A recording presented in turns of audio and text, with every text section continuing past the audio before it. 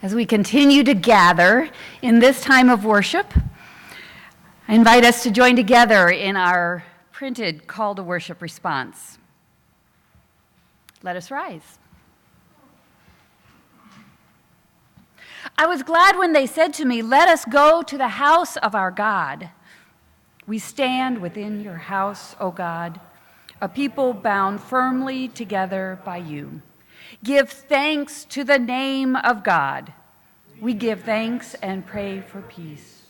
Peace is often difficult. Conflicts, disease, disparities, injustice, stigma, discrimination, and divisions create brokenness and threaten the health and wholeness of God's people. For the sake of family and friends, for the sake of the house of God, we will seek peace and the common good. Let us worship God. I was glad when they said to me, "Let us go to the house of our God." We know that God is present in all places. We acknowledge that by praying this prayer of invocation. Let us pray. Here we are again, O God, gathered in this space to worship you. From all the agendas of our lives, the stresses and strains, the joys and celebrations, we have come here and now seeking your presence.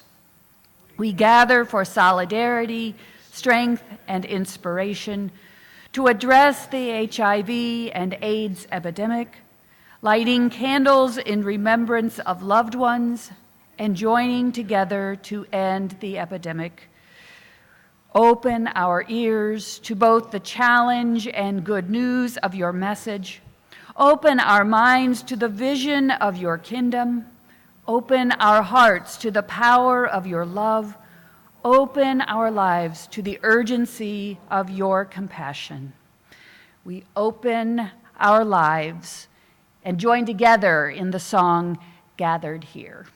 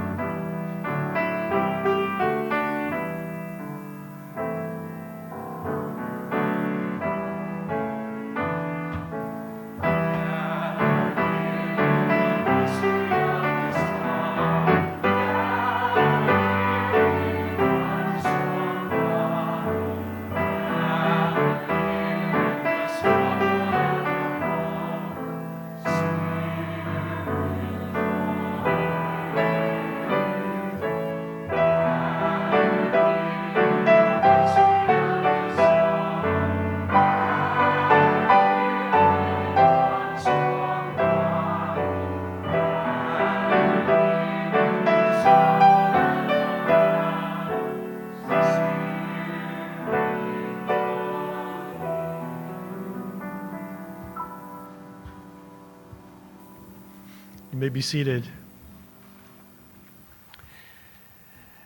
Once again, good morning or good afternoon. It is now. It's great to have you here with us. I'm really grateful for the opportunity to introduce our preacher this morning. I first met Reverend Phumzile Mabizela at the meeting of the Ecumenical Advocacy Alliance, which is an initiative of the World Council of Churches.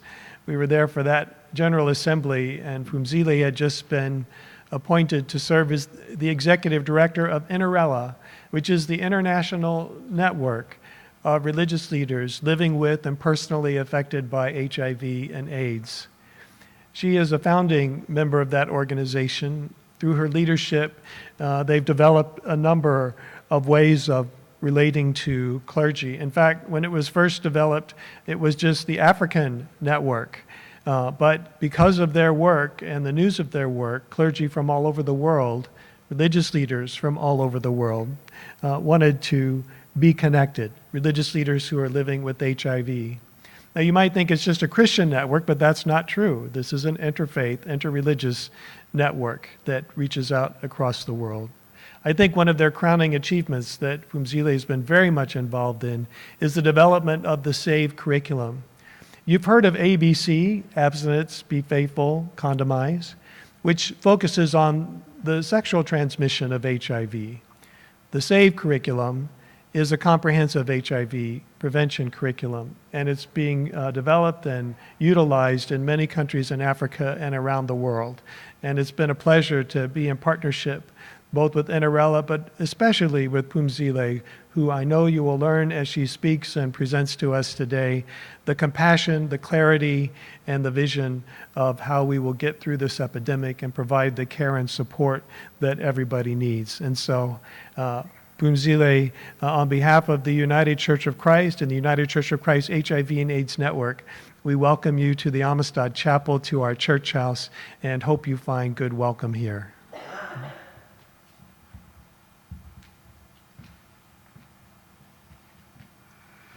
Hear these words from 2 Kings in the 4th chapter, verses 1 through 7.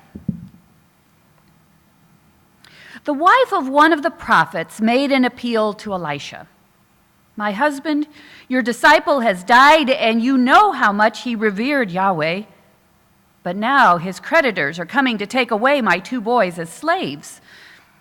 And Elisha said to her, "How can I help you? Tell me what you have in your house." "Well, I have nothing there at all," she said, "except a little oil." And Elisha said, "Go around your neighborhood and ask all your neighbors for empty jars, as many as you can.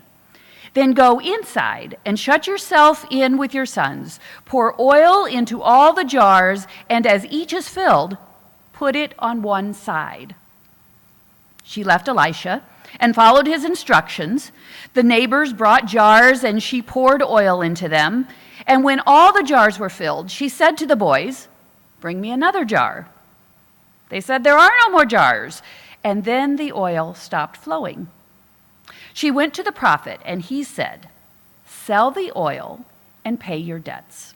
You and your sons can live on what is left."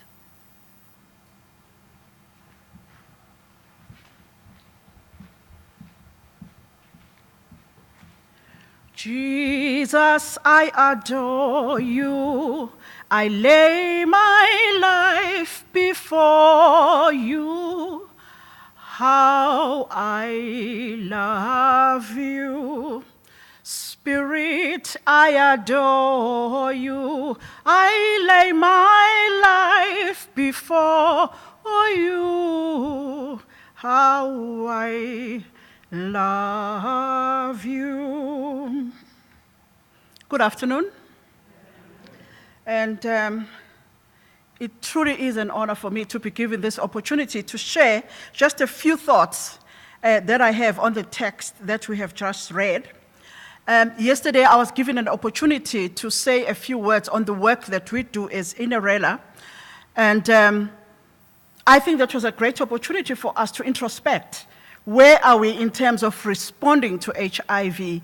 Do we still have programs that actually deal with the issue of HIV, or have we come to a point where we think it's not an issue anymore, we can move on to more important issues? Today I want to talk about faith on the fast track. We have a fast track agenda that was introduced by UNAIDS, and the fast track agenda has 3 targets, and it's mostly availability of services, making sure people are tested on time. And the second one is reducing the prevalence rates of HIV, which are still very high in some countries. And the third target is the reduction of stigma and discrimination. This year, there was an international AIDS conference in Durban in July. And we had an interfaith pre-conference, and the theme was faith on the fast track.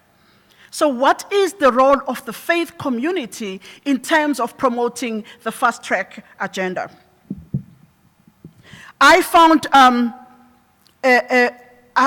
someone who had written on faith, and they used faith as an acronym. And they said that faith stands for fantastic adventures in trusting Him. I don't so much agree with him, but I agree with the other things that are said. In Hebrews chapter 1, verse 11, faith is defined as assurance of the things that we hope for. As much as we have the agenda in front of us with clear targets, if we come in faith, it's possible for us to actually meet those targets and end AIDS by 2030. We need to know that we are co-creators with God. We do it together with God, and God does it through us. Therefore, we need to internalize the agenda and understand it in such a way that it becomes a part of our ministry and it's integrated into all our programs. Now, the text that we've just read, according to history, the widow's husband was Obadiah, one of the minor prophets. And he worked closely with Elisha. Elisha, of course, was groomed by Elijah, as we know.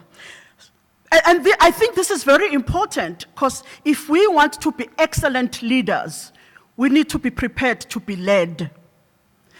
So the widow was willing to listen to Elisha because he had earned the right to speak to her and tell her exactly what needs to be done. Now we see the widow's faith in action. James chapter 2 reminds us that faith without works is dead. We must always be on the lookout for opportunities to spread messages of compassion, messages of love, messages of unity, because we are all one family, God's family. We may look different. We may have different colored skin. We may have different texture of our hair, but we are all members of God's family. A story is told of a man who underwent surgery, and when he woke up, he found out that he was in a Catholic hospital, and there were two nuns standing next to him. The older nun of the two asked him, "Do you have money to pay for the surgery?" And he said no. And he asked him, "Do you have relatives that can help you?" And he said, "No." Oh, yes, I only have a sister who is a nun. She is a spinster like both of you. So the younger nun of the two, she turned around and said, "We are not spinsters. We are married to Jesus Christ." So the man turns around and says, "All problem solved. Then send the bill to my brother-in-law." But basically, this story reminds us that we are family with God. Why would we allow members of the very same family to suffer when we claim to be people of faith? Now, there are three things that I want to share with you. It's the recognition of our assets. We always think we need money, we need people, we need that. The widow, when Elisha asked her, "What do you have?" Firstly, she says nothing. But then afterwards she says, "Except for a little bit of oil that I have." Now it's important for us to recognize what we have and know that God can use it to transform people's lives. And she needed to remember as well that it's a gift from God. In John chapter 2, when you will look at the story where Jesus turns water into wine, that water was supposed to be used to wash hands. So it was possibly dirty. It was water that wasn't the best quality, and people would not have been encouraged to drink it, but it was converted into wine. Therefore, the little things that we undermine in our communities, they can change people's lives. Recognizing and acknowledging what we have, and it shall be increased, multiplied for the betterment of the human race. In Luke chapter 13, verse 9, even a little mustard seed can become a tree that can feed birds, a tree that can feed animals, a tree that can also feed people. Now, in this era, where we are still struggling with HIV and AIDS, where we are struggling with racism, struggling with sexism, struggling with ageism, etc., we have to use what we have to change people's attitudes. HIV for a very long time, we as the faith community referred to it as punishment from God. We need to rescue it from that and say that HIV is a virus and it's a manageable condition, and that gives people hope and helps them to understand that God can continue using them. Like myself, I've been living with HIV for a long time, and I don't think God has abandoned me. Instead, He has used me in different ways. She has used me in different ways, in different communities, to give hope to those who do not have enough information to understand that HIV is manageable. The second thing that I learned from the widow is the ability to receive and implement instructions. Here is a vulnerable woman. We know how vulnerable widows are. She is told by the prophet what to do. I think if the prophet had come to me, I would have asked him, who on earth are you to tell me as a widow what to do? But in this case, the woman was willing to listen to him because of the trust that was there in their relationship already. And that is very important. In our responses to HIV, people need to know that we are doing it out of love. It's not just one of those things that we are doing either to generate income or to become popular.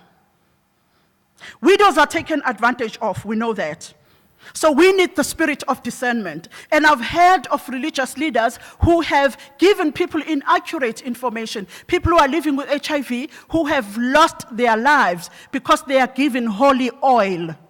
And they are told, stop taking the medication, it has toxins, rely on the oil. That is a lie, and it's our responsibility to continue challenging those people. We need to differentiate between useless counsel and also the words of wisdom. Elisha, as much as he spoke to the widow, I think it was upon the widow to decide whether to listen to him or not. We as leaders, it is important for us to realize that we can use the gifts that we have to earn the trust of the people that we want to serve. I think sometimes we forget as clergy that we are servants, and we think we are leaders, and we are there just to get the glory. But we actually need to be finding out from people, how do I serve you in the context of HIV? So I call this involvement of the woman and working together with the prophet. That is why her blessing was delivered on time, because she was obedient. I call this proactive participation of a believer in the fulfillment of a blessing. Are we proactive? Or are we waiting to see people dying in our churches before we start talking about HIV again? Even Timothy, because he was groomed by Paul, he was told that don't ever undermine yourself. What God has given to you can be used to change people's lives. Now, when we encourage women in faith communities, when we encourage them to take places of worship, we are called rebels. You know that. Those of us who have been in the church for a long time, when you say to people, God is not just male, we need to make sure that the images of God reflect the demography of society. We are told we are distorting the Bible. But we need to take those risks and talk about difficult issues that affect people, issues like HIV, issues like AIDS.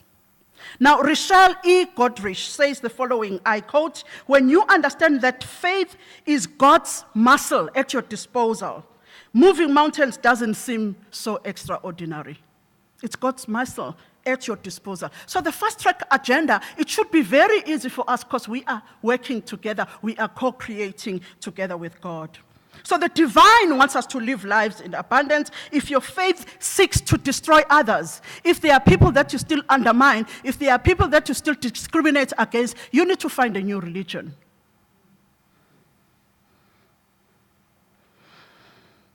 Do we still care for widows in our churches? Do we still care for people who are living with HIV like myself? Do we still care for people who are internally displaced? I know that here in America, there are people who have to leave their homes because of the levels of violence. Do we care for those people? Because they become vulnerable to HIV and AIDS. Do we take the time to give them the information and make sure that they have access to services? How do we expect young people to sharpen their leadership skills? Because they will be our leaders tomorrow if we are not talking to them. So what I'm saying here is earning the trust is important, but also believing that with the little that we have, we can change the narrative. People's lives can be changed. As I close, the revelation of God's providence. Her attitude and willingness to be guided led her to a miracle. She got as many jars as possible, and they were all filled. The miracle was restricted to her imagination. It was only the number of jars that were there that were filled. Is that how we restrict ourselves as well? We only bring in a few jars and we only focus on a few people instead of reaching out to communities and society at large. I've often said, preachers saying that your attitude determines your altitude. So if you do believe that you can play a meaningful role in ending AIDS by 2030, stand up and be counted. When we look at the miracle that Jesus Christ performed with the fish and the bread, he did not just stand there with a pile of bread and said, God bless this and multiply it. But it was in the breaking of the bread and the fish that the miracle became visible. So it is when we share our spirits, it is when we share our being, it is when we share our resources that we will see the miracle. We will see how God can work and help us to end AIDS. As faith-based organizations, we must learn to shift from competition to collaboration. Our theologies should be used to promote life in abundance. Professor Musa Dube, who is a post-colonial feminist theologian, emphasizes the importance of decolonized readings of the Bible. She asserts that one of the results of colonization is to set different groups of colonized people against each other. You are a drug addict, I am not going to work with you. You are living with HIV, you are a sinner, I am not going to work with you. We need to decolonize the way even we see the sacred text and decolonize the way we image God. Transformation will only happen when we collaborate. There is no place for apathy and complacency. Actually, Dr. Michelle Sidibe from UNAIDS says that our complacency is the conspiracy today. The fact that we are so complacent, we are silent, we pretend as if HIV does not exist anymore, that's what is killing people who are members of our churches. Issues like homophobia, transphobia, the stigma, the poverty are all human-made conditions. I will repeat. They are human-made conditions, and God is above that. With God working through us, we can actually end those conditions. We need to become actively involved as human defenders. The vulnerable children from our communities, if we empower them with information, they will not be vulnerable. We need to start pouring out the oil and not just keeping it for ourselves. Afterwards, the widow, after pouring out the oil, the widow had enough to pay back the debt and to live on. That is active faith. That is faith in action. That is faith on the fast track. And by doing that, pouring out and sharing, being involved, educating, supporting, embracing, we can make communities better, our countries better, our churches will thrive if we are proactively participating in God's co-creation. 1 Corinthians chapter 2, verses 3 to 5, it makes it clear that your life of faith is in response to God's power, and it is within you. How are you using it to end AIDS? May God bless you as you go out there and you make a commitment to change the narrative. There's an African saying that says, sticks in a bundle cannot be broken. Let's come up with a clear agenda. Let us be committed to the agenda, and it's possible for us to end AIDS. May God bless you.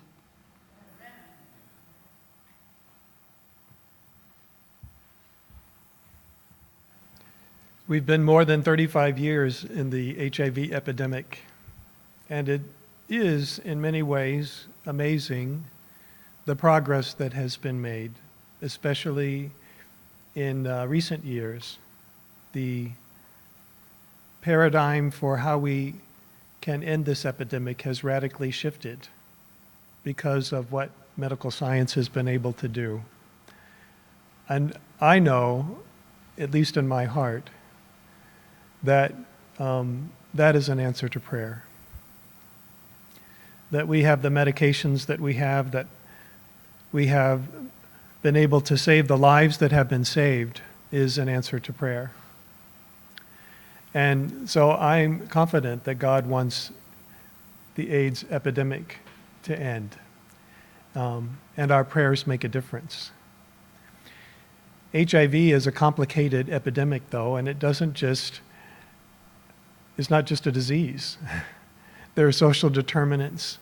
There are a whole lot of different ways in which HIV is intersecting our lives. There's not a single issue that we work on here at the church house or that any faith community works on that isn't in some way impacted by HIV.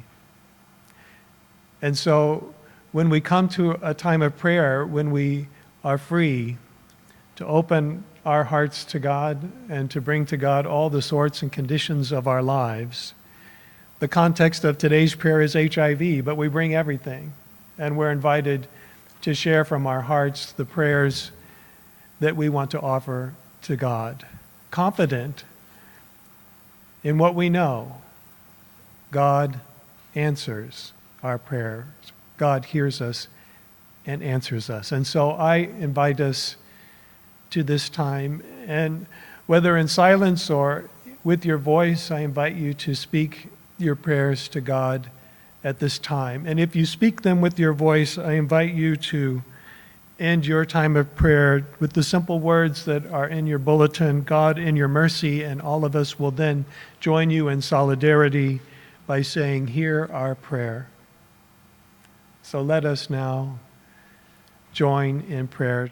God, I pray for the funds that are needed to be committed, for the generosity that is needed from countries and from individuals, from foundations, and all the different sources, the resources that are needed to end this epidemic. God, in your mercy, hear our prayer.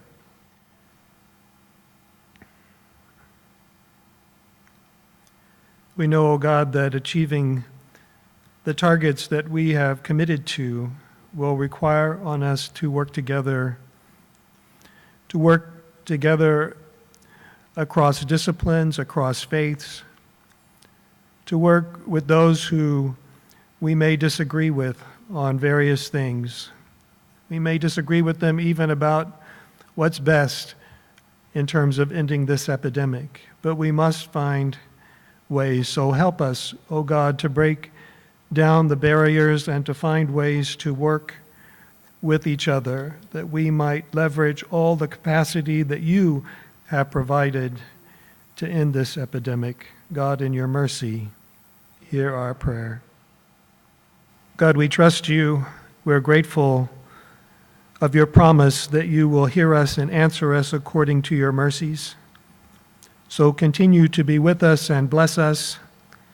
Continue to be in us and among us, inspiring us with your vision.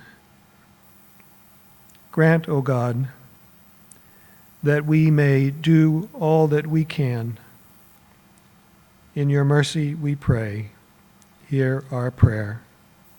Amen. I usually like to get out and walk around, but I know that the video is running and they only can hear us mostly through the house sound, so I'm going to stay put for now. So we come to a time, candles are such a rich symbol that have been part of our journey with HIV for decades.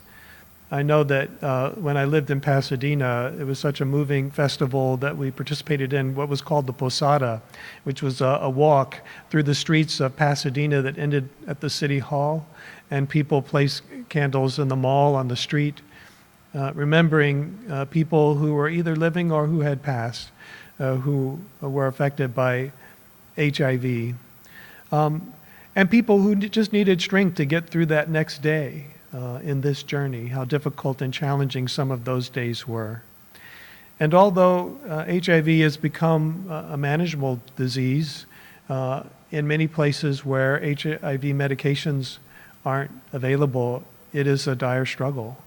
And even in our own context, we have places where people aren't getting the information that they need, and people continue to become infected. In fact, the infection rates in the United States just haven't gone down for more than a decade. They haven't gone up either, but they haven't gone down despite all what we know. And so we have an opportunity now just to engage in this candle ritual. So I ask you to bring persons that you remember, persons who you know who are affected by this disease, or the candle that is lit for the light that we need to be about HIV in the world. There are about 50 candles on this table, which means you will have the opportunity to light more than one candle if you wish. And it's okay if some candles don't get lit, because all the candles that need to be lit in this epidemic aren't lit yet. And they may represent the candles that we then have an obligation, hopefully a calling, to go out and ignite as we leave from this worship. So grateful for the music that David is providing for us today, and as he plays some music, I invite us to gather around the table to take the candle out of the glass, to light it with one of the taller pillar candles, and then drop it back in. Most of the time the candle stays lit when you do that, but if it doesn't, take it out and light it again. And because we have to have that kind of tenacity if we're going to be successful in this epidemic. So God bless you as you bring the names and memories and things that you have in your heart and wish to light a candle about around this table. Let us engage in the ritual.